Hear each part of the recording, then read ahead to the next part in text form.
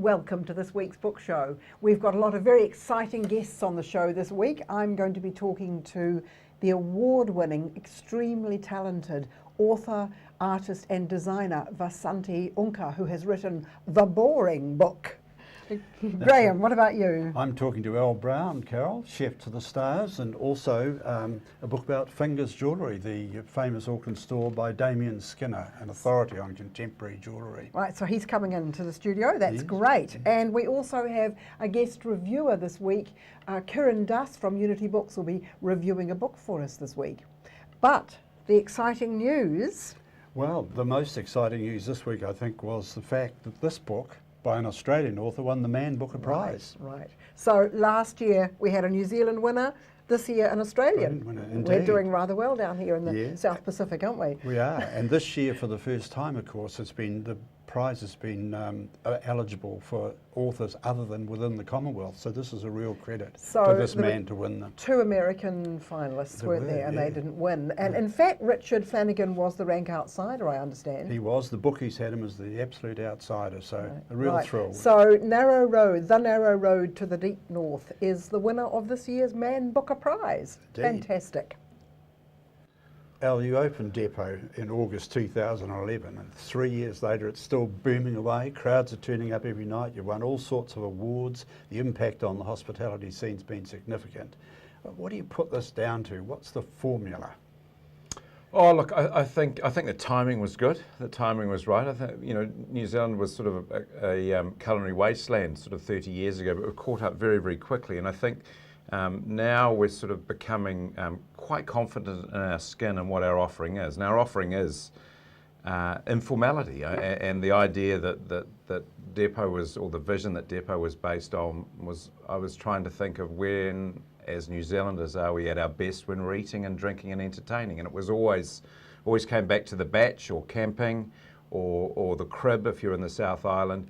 And it's that informality and that generosity, I think, that we now feel that we actually do very, very well. But it's still about doing things very, very well, but without the formality. I mean, in this most handsome book, congratulations, by the way, it's a real stunner. You talk about the philosophy and what have you. I mean, what is the philosophy? You just mentioned there the batch. What do you mean? Well, a batch is a place where it's all. It doesn't matter what you're wearing. It doesn't matter. There's no airs or graces. You walk into a batch, and there's immediately this patina and there's this layers of goodness where people have had a great time, and somehow and it doesn't matter whether you're using cutlery out of a tuna can and it's mismatched and everyone's drinking wine out of it's a jam jar if it's the last reciprocal there to use. There's one good pillow in the bunk room. The cutlery drawer sort of jams, but they're happy places, and they're places where people, and you talk about the success. Yes, we've created something that feels a little bit like a batch, but I think it's the style of service and the people that we employ that actually give it that vibe or give it that sort of X factor that people feel really comfortable in. And the food, of course.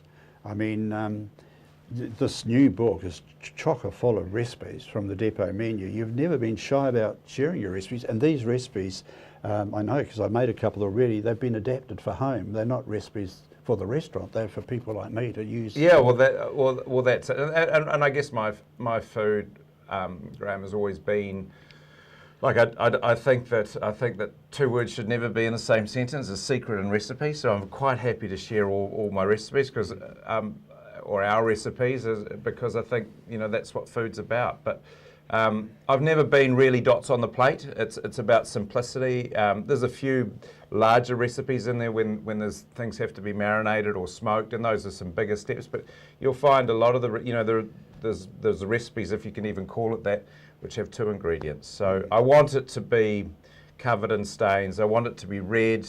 I want it to be used. So those are things that we always keep in mind about And I guess that's what I think New Zealand food is about it's product driven, it's about simplicity, and it's letting the heroes on the plate actually speak for themselves. If it's a piece of fish, a squeeze of lemon and a bit of good butter is probably going to be enough. Yeah, that's great. I mean, this is your fourth book. The others, Stoked, Go Fish and Get Fresh, were all successful, and I have no doubt this one will be too. At the beginning of this book, you claim that writing doesn't come easy to you. And I must say, having read it from cover to cover, it's hard to believe because it's a very readable and entertaining book. Well, thank you. Look, I've said it, and I think I've said it for many.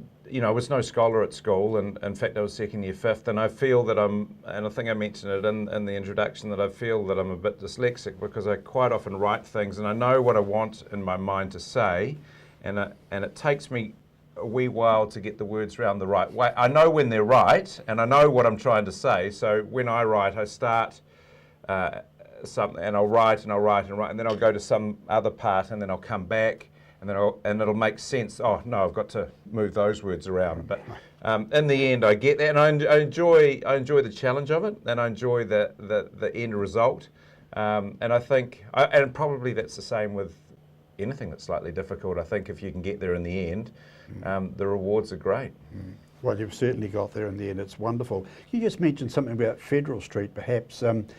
The depot is in Federal Street, and it's become a real food precinct, hasn't it? I mean, how's that come about? You've had a lot to do with it. Well, that's been an initiative of Nigel Morrison from Sky City, and like a lot of casinos around the world, that they're entertainment zones, and you know, I guess he's not doing anything new, but he's bringing together a whole lot of, I guess, talented chefs and putting a whole lot of different offerings in one street, and I think that's what's great about Federal Street, is that you have the informality of, say, the depot and the Federal Deli, which is mine also, but you have Nick Watt doing Masu, which is really, really amazing Japanese food. You have Peter Gordon up the top doing the Sugar Club, and I think that's key, is to have, in any sort of entertainment precinct, it's all about variety, and you can come down there and you can have a drink in this one, you can end up having dessert in this one, or you can go up the top and have something up there with a view. It's true, and if you can't get into that one, you can try. That's right, that's right. And we're in the entertainment game, and to have all those in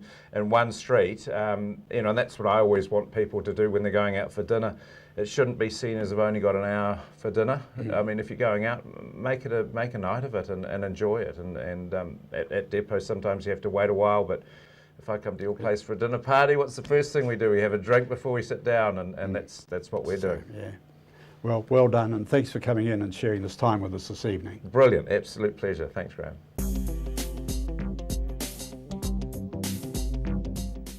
Our guest reviewer this week is Kiran Das from Unity Books.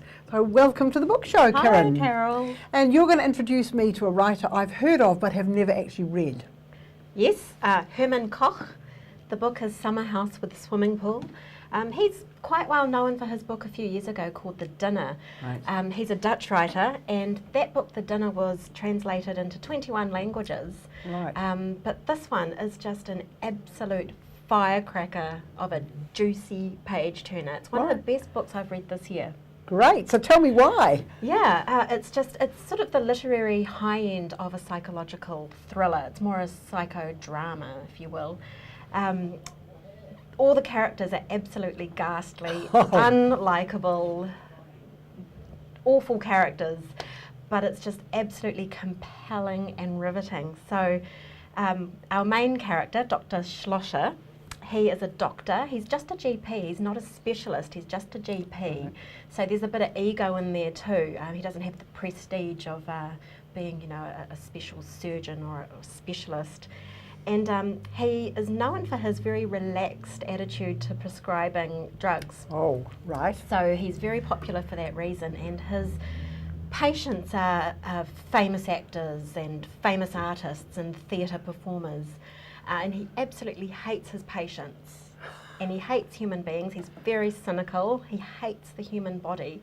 It actually opens with this intense scene, which I have a very high threshold for things that make me cringe, but even I felt really wincingly uncomfortable.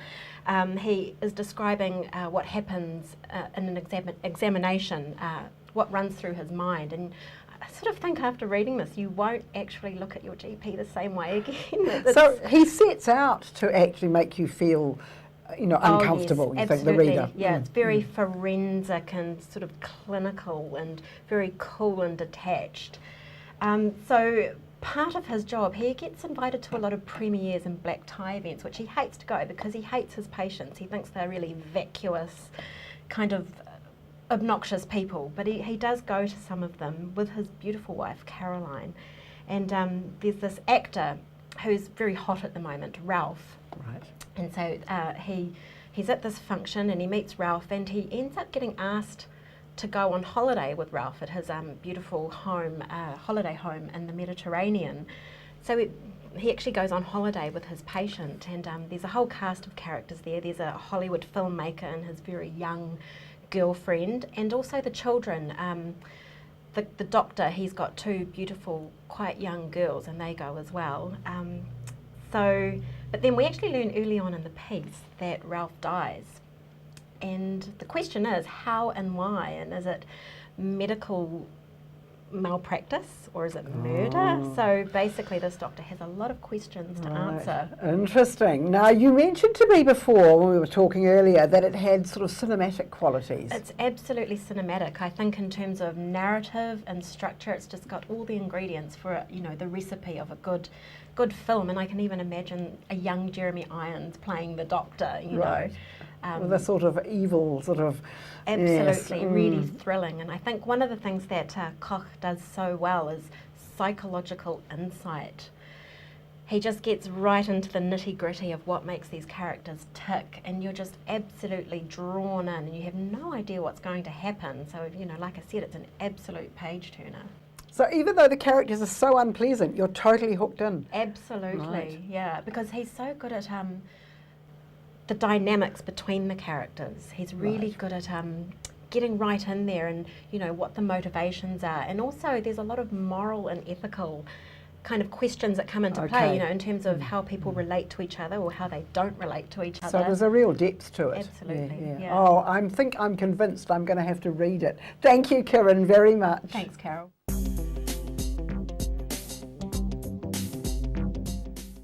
Damien, you're an art historian and curator of applied art and design at the Auckland Museum, and you've previously published an impressive 7 titles on various aspects of jewellery. Now, this month you've co-authored 2 new significant books. A History of Contemporary Jewellery in Australia and New Zealand, which you co-authored with Australian Kevin Murray, and Fingers, Jewellery for Aotearoa New Zealand, 40 Years of Fingers Jewellery Gallery, which you co-authored with Finn McCann-Jones, who's curator of Auckland Stories at the Auckland Museum. My congratulations on these 2 splendid new books, both published by Auckland publishing house David Bateman. Perhaps we can start our discussions this evening by you telling us where this obvious passion you have for jewellery came from. I first became interested in jewellery when I was doing some work in the early 2000s.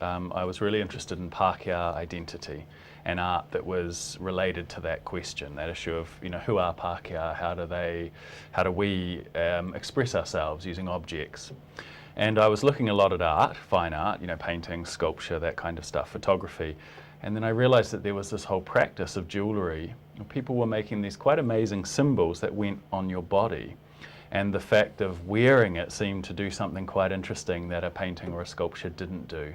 And so my first connection with contemporary jewellery of the kind that's in these books was actually Warwick Freeman, an Auckland jeweller.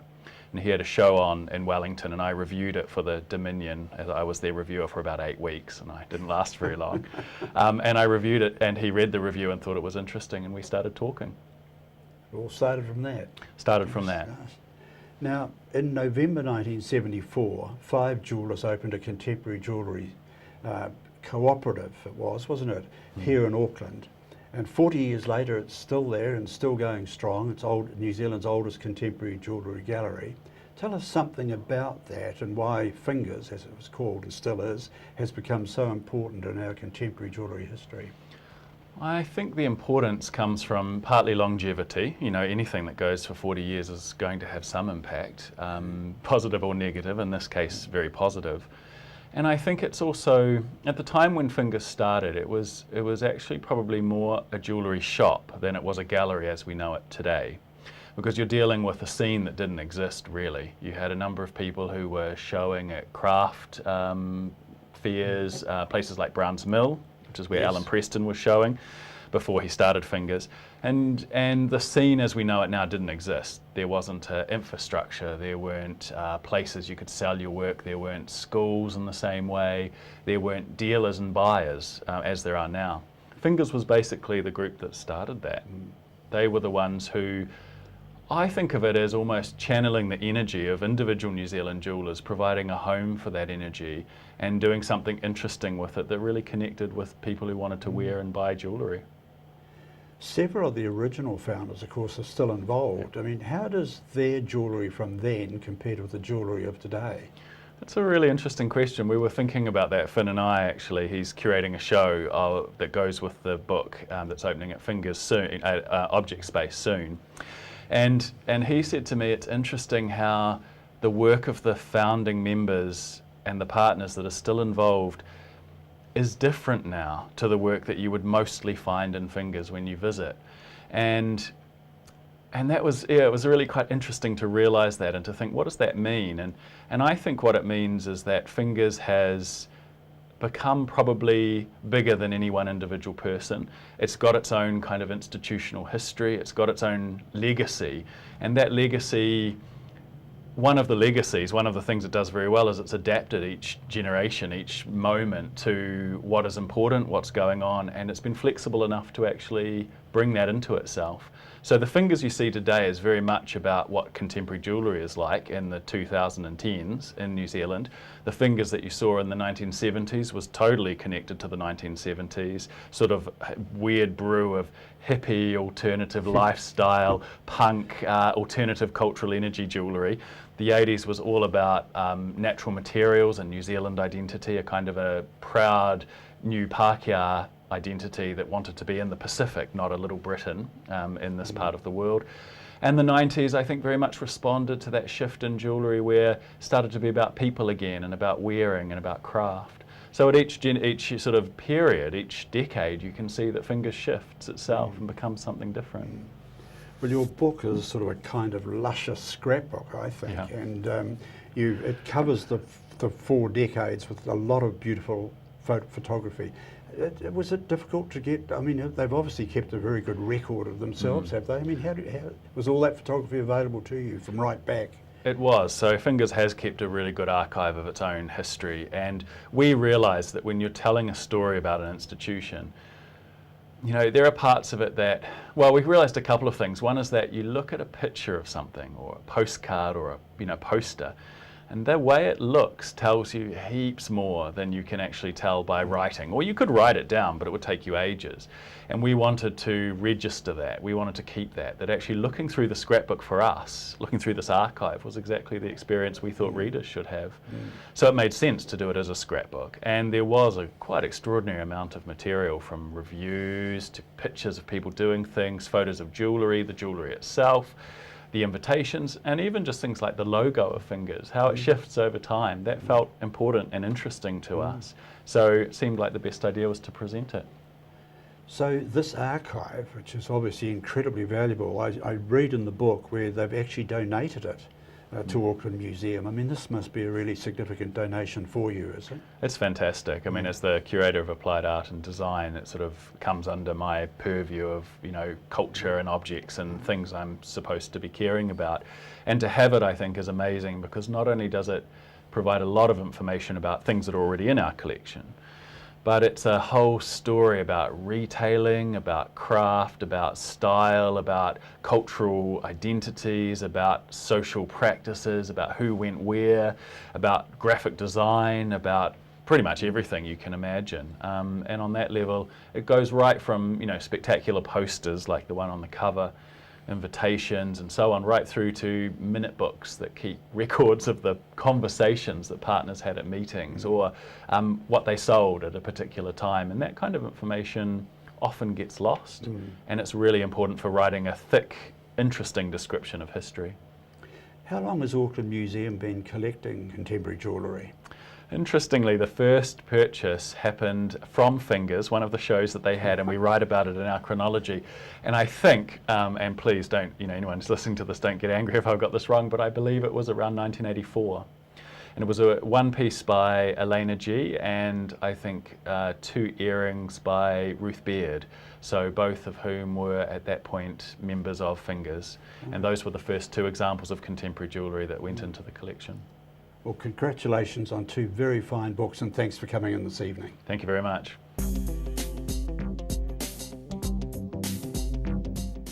Welcome to the book show, Vasanti. The Boring Book is the most exciting and interesting book I've read for a long time. It's a picture book suitable, I think, for children right through to the age of 93. And it won, of course, amongst other things, the picture book of the year, no, the New Zealand Children's Book of the Year. It won its own picture book section, but it also beat the senior fiction and won the New Zealand Post Book of the Year. And that's very exciting. So tell us how you came to dream this up. You've got a long history as a designer, I understand. Well, I am predominantly a designer. I just happened to come up with an idea of a book to write, and I went and wrote it. So, yeah, but really my background is in design. I've been in the awards before. In the background, designing other people's books. Designing Joy Cowley books.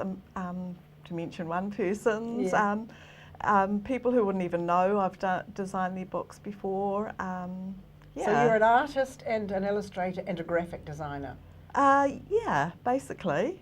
And you get involved with words this time. Well, I am a word lover, and that's why I've ended up being a designer within publishing mostly. Right, yes. Yeah.